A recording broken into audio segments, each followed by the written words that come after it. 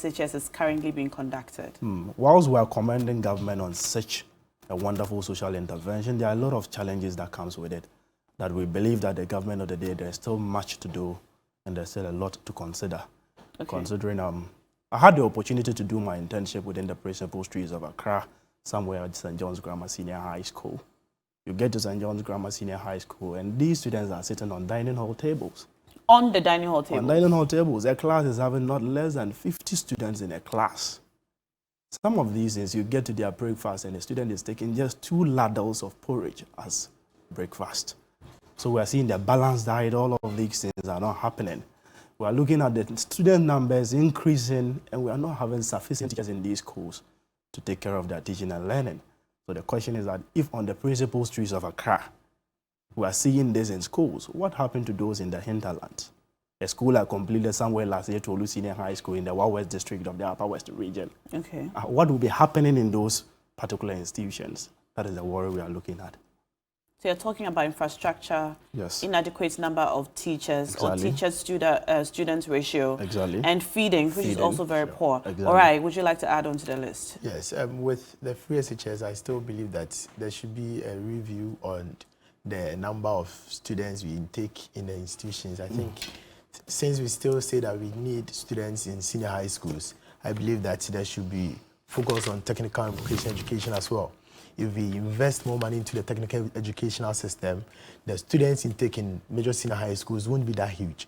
And with that, there will be improvement in infrastructure. We won't spend much on infrastructure if technical and vocational education is still invested in. Okay. So the intake should be taken care of, because when there's more intake into the major senior high schools, the technical institutions are just left ajar. So I believe that when we focus over there, there will be proper intake in the senior high schools, yeah. So you think that for example, home economics course, yes, in senior high schools should probably be, say, removed? No. And there should be vocational and technical. So people who come to SHS, for example, yes, to pursue courses in, pre-vocational skills or home economics and so on, should probably go to the vocational schools. Yeah, there should be major infrastructure and financial support to these technical and vocational institutions so that they also have the capacity and the strength to also accommodate and educate these students, so that it will be a place where I will have interest in.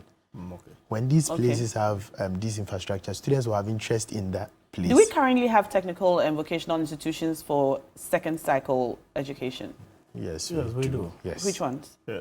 The senior high technical schools. There are senior high technical schools, and then there are technical vocational schools. Okay, so you think that instead of going to the traditional senior high schools, we should make the vocational and technical schools more attractive? I believe my brother's point is that there's so much traffic in the normal traditional schools. Yes. So there's a need for us to orient our students on the need and the importance of technical and vocational schools as well. So whilst we are seeing huge numbers in the traditional normal circle school, you get to the technical schools and we are not seeing numbers like that. Okay. So his concern is that at least let's try to, it's all about education. We believe that these people are lacking education. From day one back in the junior high schools, the teachers make it as though the people who go to technical schools are those that are not, but those are performing well, advising you to go and read, and the middle class performing students to go and read general art. They feel that still want to go to the normal circle school. You go and read home economics and the other courses there. Meanwhile, you could have a student that is doing very well, but his skill is supposed to be in the technical sector. So there's a need for us to do a re-education. There is a need for us to let these students understand that, yes, technical and vocational is something that the nation needs now as well. And that's something that we need to be able to inculcate into our JHS school system, so that we understand that from that early age and stage before we get to SHS. Exactly. All right. What are some of the technical and vocational SHS schools there are? Oh, I believe almost all the earlier 10 regions we have in Ghana, every single region is having a technical school. Had one? Yes, at least. Okay. In my region, somewhere in the Upper West region, we have the Wa Technical Institute. Okay. Then we have WASETEC. All these. What's WASATEC? What's the full? It's secondary. Yes, I need to confirm that it's secondary. Yes, it's secondary. Right. But we have a single technical institute in the one municipality. Okay. But under the upper. Same with Kumasi. Yes. We have the Kumasi Technical Institute, the Kumasi Senior High Technical School. Okay. All right. All into this technical vocational education system. So we need to make that more attractive. Exactly. So that more of the students would want to go there. Sure. But do you think that's will solve the problem of the traffic situation, the high traffic going to the traditional senior high schools? I really feel that since our focus is still on free senior high school, the point is that which revenue is government using to fund free senior high school? In the first 1 year of free senior high school, government had a system that they were funding it. Per our research, we understand that the Ghana Scholarship Secretariat that is now funding the free senior high school. And Ghana Scholarship Secretariat is also getting their resources from a system we call Get Fund. Yeah. That every single thing you and I buy here in this country, an amount is charged. Today, that particular amount is capped.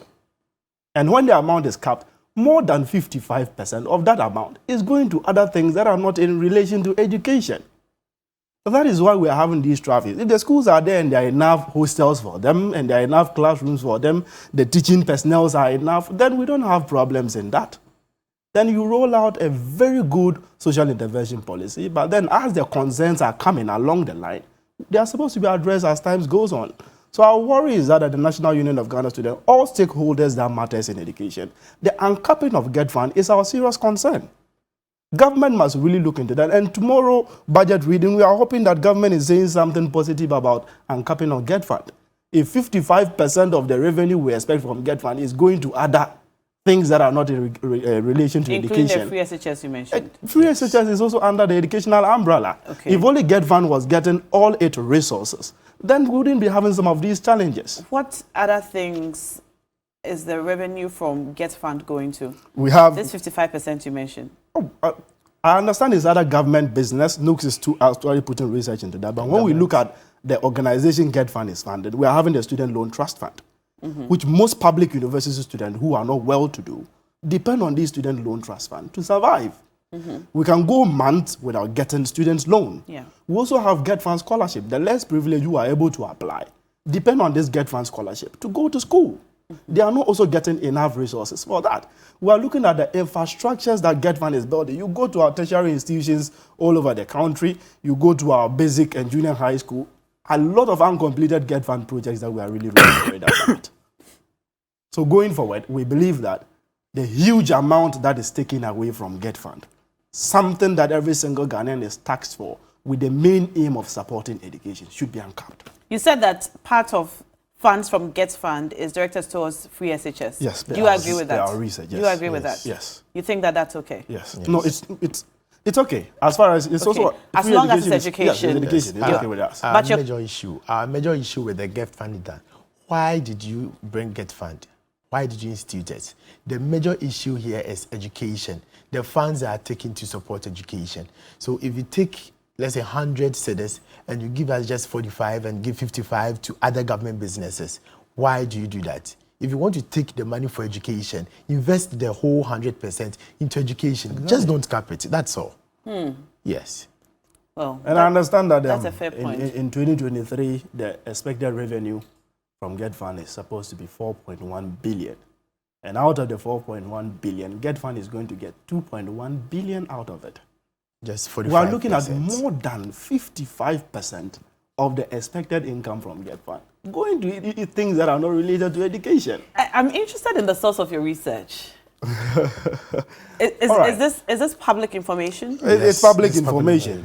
If you check Africa Education Watch, they are one of our major sources of information as far as we are concerned. That's more than 50% of the resources from Get Fund. More than 55%. Not 50%. More than 55% redirected to other government businesses that are not in relation to education. And this is on Africa Education Watch? Yes. Exactly. Okay.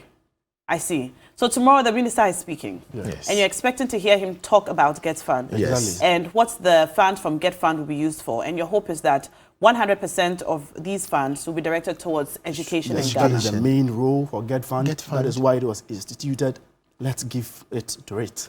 Okay. Before we move on to your next point, can you give me, in terms of priority, what you expect these funds to be used for. So you've spoken about free SHS. Yes. You've also spoken about the importance of Students' Loan Trust Fund. Okay. Yes. So let's prioritize it. Yes. In terms of priority, what should come first, what, and then what? At least the top 5. I believe Student Loan Trust Fund should come. Okay. I believe the Get One Scholarship should come. And then I believe the infrastructure, most importantly, it cut across all levels of education. It should come.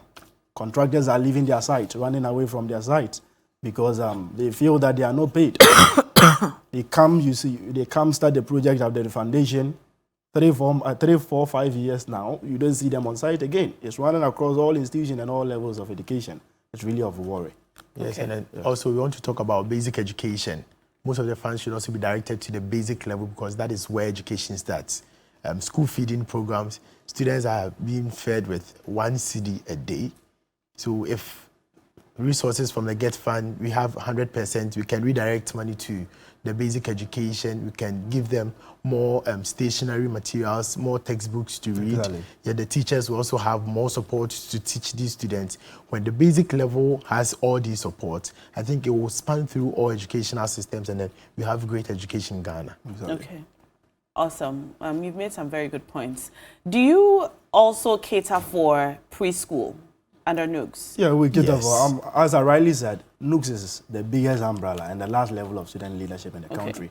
That is in charge of all levels of education, including Ghanaian students that are abroad studying. Yes. They are all under the umbrella of NUGS. Meanwhile, under NUGS, we now have sectorial boards that are in charge of the various levels of education. Okay. We have the USAC, the University Student Association of Ghana, that are in charge of the universities that give reports to NUGS on how things are going.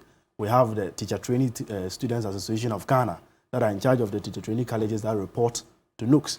We have the technical and vocational training, that is GNUT, right? Yeah, the technical They are also in schools. charge. We have the SRCs of the various institutions, and we have the regional SRCs. So they all report to NUGS. They all report their to NUGS. concerns Yes. as their mother union. All right. Yes, please. Very recently, we heard about the unfortunate disaster that hit many regions near and along the Akosombo Dam. Exactly. We heard that over 50,000 people now Yes. have been displaced, and among them Exactly. are children. Yes, please. I had the, I don't know if to call it a privilege, but I was there. I visited one of the school campuses that's currently a camp Yeah. that's housing over 2,000 displaced people. Exactly. It's called the St. Kizito camp. St. Kizito, yeah. Now, it's a school building. Sure. And so a lot of the people who have come to stay there have had to move the students out of the classrooms. There's a young lady there called Gertrude. She's a teacher. Sure. She was teaching about 9 learners under a tree when I went there. So I had a conversation with her and asked her what she does. She's a teacher. I asked her where all her students were. She said she doesn't know. So basically, she's been able to put a few of the desks from the classrooms under this tree, and any child who wanted to join was welcome to come, but she was not able to go and look for all of them to bring them in. Exactly. That raised the question on what is happening to basic education in these parts, to these, well, we don't know how many children now, but there are over 50,000 people. So let's just Exactly. assume 15,000 of them are children. What's happening to these children? Is this something that has come to the attention of NUGS? As we're speaking right now, we're having 19,743 school children. Okay, you've got the numbers. Yes. 19,000 743 school children Yes. that are displaced. I must say, whilst we are commending CSOs, NGOs, and government, the Ministry of Education for what they are doing, we believe that there is a lot to be done in the aspect of education. We have been seeing on the media, charitable organizations, well-meaning individuals have been there to give their support. But I believe that their main focus is on the community. Whilst the future of these communities, which we NUGS that are only concerned about education, we think it is something that we have not really looked at. There are some 27 basic schools that were washed away in these affected areas. The few schools that are available to accommodate them have been used as evacuation centers. In these classrooms, they were using blackboards. So when they were moved under the trees to study, they could not move the blackboard under the trees to study. Undoubtedly, these teaching learning materials are not available. Gertrude, you are speaking about last 2 weeks when we were there, I also spoke with her. Okay. And according to Gertrude, she got me a young lady about 8 years. All she requested was food, books, school uniform. These were the basic things that kids were asking for. And I must say, the places we describe as evacuation centers, if you get into those classrooms and see the number of human beings that are packed in those classrooms without proper ventilation, these are schools that are somewhere in these rural areas that, for all you care to know, there are just 5 washrooms in the school. And we're having thousands that are gathered there, and they're all using these washrooms, exposed to mosquitoes whatsoever. And that is one of our main reasons for being here. We believe that we are appealing to all well-meaning Ghanaians who are still having in their mind to reach out to these people, that they should look at the angle of education for us. It is worrisome. It is really, really disturbing. They don't have exercise books. They don't have uniforms. They don't have whiteboards since they are sitting under trees to study. These basic stationaries is what we are appealing. We're also looking at we shouldn't undermine the health sector. Whilst we commend the Ministry of Health for what they've done so far, we believe there's still much more to do, because what we are seeing from the ground is really, really nothing to write home about. I believe my brother has something to also add as well. Yes, personally, I'm an educationist. I'm a teacher in a basic school. So these things are more of an interest to me. I think that we are doing well as a country when it comes to supporting people there. But as my brother said, our focus should also be directed to education. If we have over 19,743 Ghanaian students who have been displaced and over 10,000 have nothing about education on them right now, it means that we have to focus there. We have to redirect our resources. We have to redirect our interest to getting them back into the educational stream. You see, time is running, time is moving. We can decide to re-establish the whole community for them. We can decide to re-establish a whole unit. We can decide to build for them. But the question is, what happens to the students?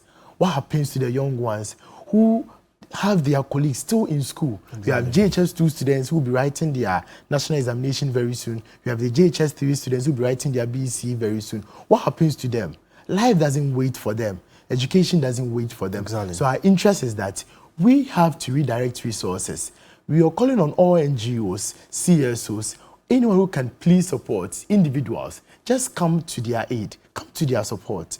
At the end of the day, what we are looking at is bringing education back on its feet in these areas whilst we try to restore life in the communities as well. Right. And that will be an uphill task. Yes. Meanwhile, we are the National Union of Ghana Students who have taken an initiative. Since we are having teachers under our fold, we have been able to mobilize 200 volunteer teachers who are ready to be deployed to these affected areas. How are you going to house them? That is exactly one of the concerns we are bringing on board. We have the human resource.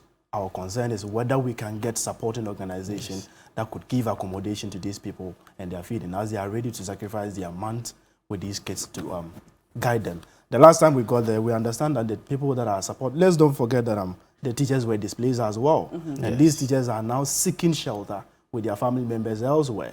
So meanwhile, some volunteers from the community who happen to be senior high school graduates, there are some of these people that are guiding these people for now.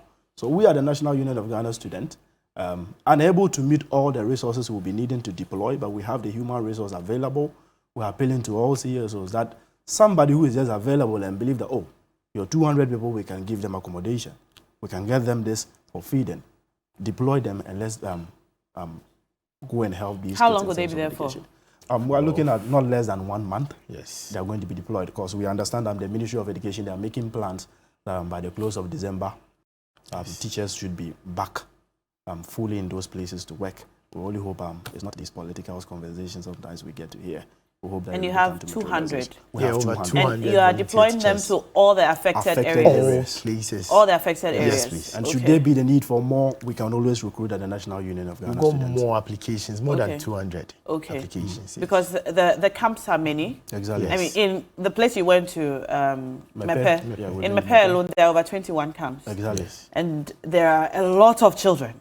A lot. So perhaps while you are here, we should ask more volunteers to sign up. How do they sign up? Oh, no, for the volunteers, it's just a flyer from the National Union of Ghana Students. From universities like University of Education, Winnipeg, University of Cape Coast, our training colleges across the 16 regions of Ghana, they are always ready to come out and do this. Okay. Yes, we have been able to sensitize our people so well that they are ready to do this. It's just how to get accommodation and make sure that we're able to feed them whilst they are there. Feeding and educational materials, as we said, as we're requesting, marker boards, so they could the help marker themselves, the books for the students to learn with.